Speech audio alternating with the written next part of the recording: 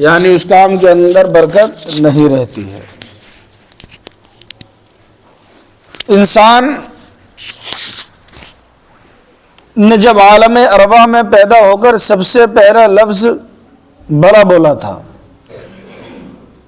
عالم ارواح میں جب انسان پیدا ہوا تو سب سے پہلا لفظ جو اس نے بولا تھا وہ بلا بولا تھا، یعنی اللہ نے فرمایا تھا کیا میں تمہارا رب نہیں؟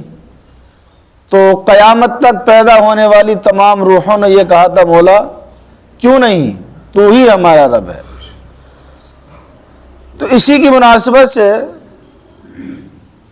جب سب نے یہ اقرار کیا مولا ہاں تو ہی ہمارا رب ہے، تو انسان کی زبان سے عالم برزخ میں سب سے پہلا لفظ بلا نکلا تھا، جس کے شروع میں با ہے۔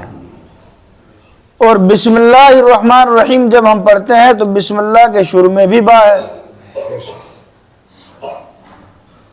کیوں کہ جب انسان بسم اللہ الرحمن الرحیم پڑھے تو اللہ سے کیا ہوا وہ وعدہ اس کو یاد آ جائے کہ میں بسم اللہ الرحمن الرحیم پڑھ رہا ہوں، میں نے عالم ارواح میں پہلے ہی اقرار کر لیا ہے کہ خدا ہی ہمارا رب ہے۔ تو عہد میثاق یاد آ جائے، اس لیے بسم اللہ الرحمن الرحیم کی شروع میں لفظ با ہے۔ دوسرا یہ کہ اللہ پاک جل جلالہ عم نوالہ کے بہت سارے نام ہیں، اور ان بہت سارے نام جو ہے وہ با سے شروع ہوتے ہیں، تو گویا کہ بسم اللہ الرحمن الرحیم کی با بہت ساروں کے ناموں کی طرف اس سے اشارہ بھی ہو گیا، اور ان ناموں کی برکتیں بھی اس سے حاصل ہو گئیں۔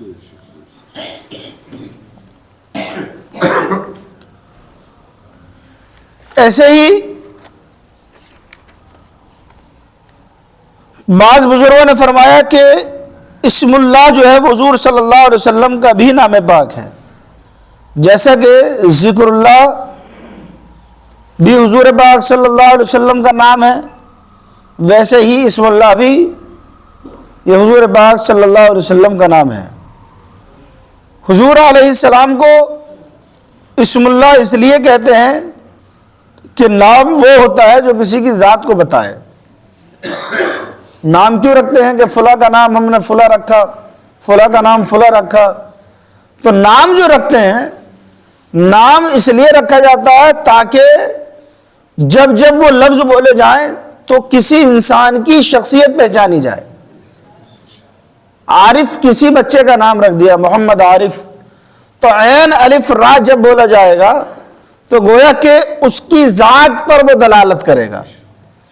جب جیسے ہی بولا جائے گا تو ہر اس سے تعلق رکھنے والا سمجھ جائے گا کہ فلاں انسان کو اس کے ذریعے سے پہچانا جا رہا ہے۔ اللہ رب العزت جل جلالہ عم نوالہ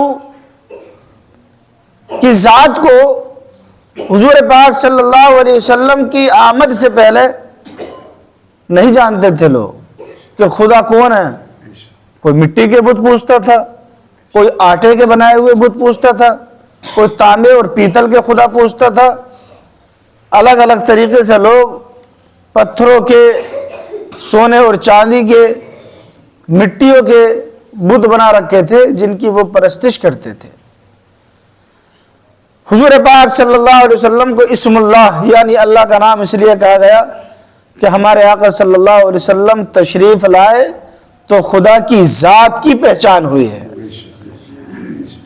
نبی اکرم صلی اللہ علیہ وسلم نے دنیا والوں کو بتایا کہ اے دنیا والوں، تمہیں پیدا کرنے والا خدا مٹی اور تانبے اور آٹے اور دنیا کی اپنے ہاتھوں سے بنائی ہوئی دھاتوں کے خداؤں میں نہیں ہے،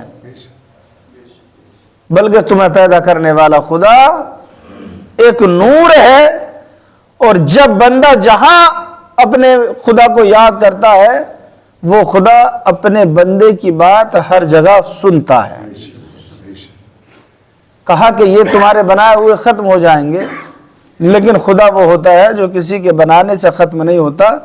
خدا وہ ہے جو خود ہے اور اس کے بنانے سے ساری کائنات ہے۔ حضرت ابراہیم علیہ السلام کی قوم جو ہے بت پرستی کرتی تھی. ایک دن آپ ساری قوم جو ہے وہ میلہ دیکھنے کے لیے چلی گئی. حضرت ابراہیم علیہ السلام نے سارے بتوں کو توڑ ڈالا, اور توڑنے کے بعد کلہاڑی جو تھی وہ سب سے بڑے بت کے گلے میں لٹکا دی, اور کہا کہ جب قوم واپس آئی تو وہ درم برم ہو گئے, غصے سے لال پیلے ہو گئے کہ ہمارے بتوں کو کس نے توڑ ڈالا.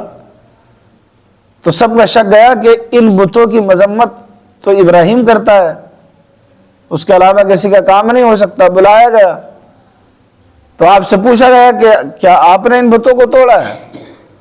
تو آپ نے فرمایا انہی کو تم اپنا خدا مانتے ہو, یہ جو سب سے بڑا تمہارا چودھری ہے جس کو تو نے اپنا خدا بنا رکھا ہے, اسی کے گلے میں کلہاڑی پڑی ہے نا, اس سے پوچھو یہی توڑنے والا ہے.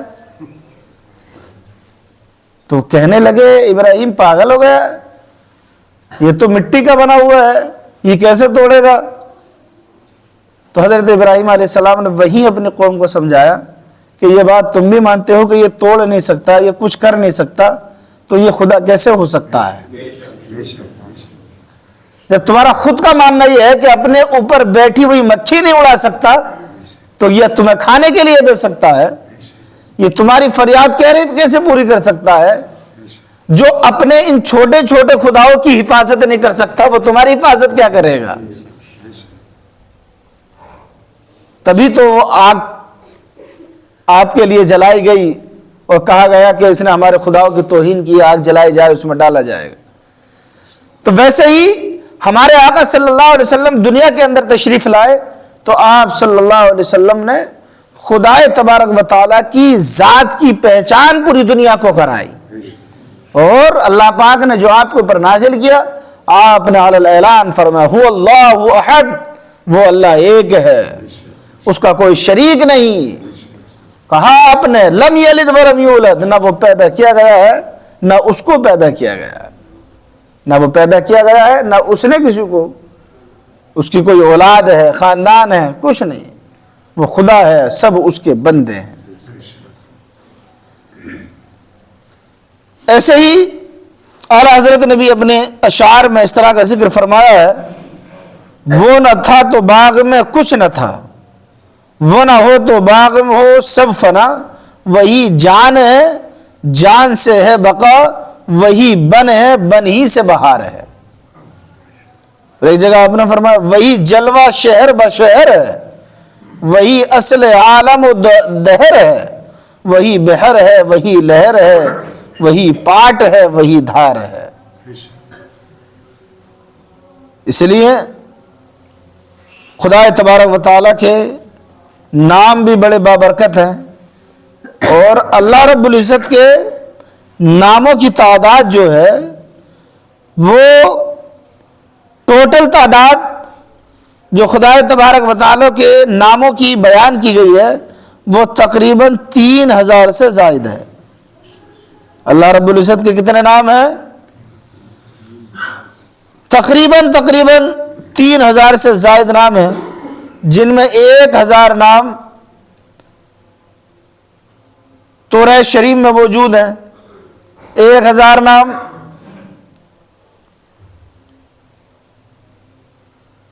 وہ زبور میں موجود ہیں, انجیل میں موجود ہیں, اور 99 نام قرآن پاک میں موجود ہیں. اور 99 نام قرآن پاک میں ہونے کے ساتھ ساتھ جو اللہ رب العزت کے 3000 سے زائد نام ہیں, ان تمام ناموں کے برکتیں اور معانی بسم اللہ کی با میں موجود ہیں. یہ اللہ رب العزت کا فضل دیکھیے قرآن پڑھنے والوں پر, بسم اللہ کی با میں. اب اگر کسی نے بسم اللہ پڑھی تو اللہ رب العزت کے 3000 ناموں کی برکتیں اس پڑھنے والے کو مل جاتی ہیں. خدا تبارک و تعالی جل جلالہ عم نوالہ کے ناموں کی برکتیں بھی بے شمار ہیں. اس لیے بسم اللہ الرحمن الرحیم ہو, یا اللہ ہو, یا رحمان ہو, یا رحیم ہو, یا کریم ہو, یا ستار ہو, یا غفار ہو, یا عزیز ہو, یا غالب ہو, یا حاکم ہو, یہ سب خدا تبارک و تعالیٰ کے نام ہیں.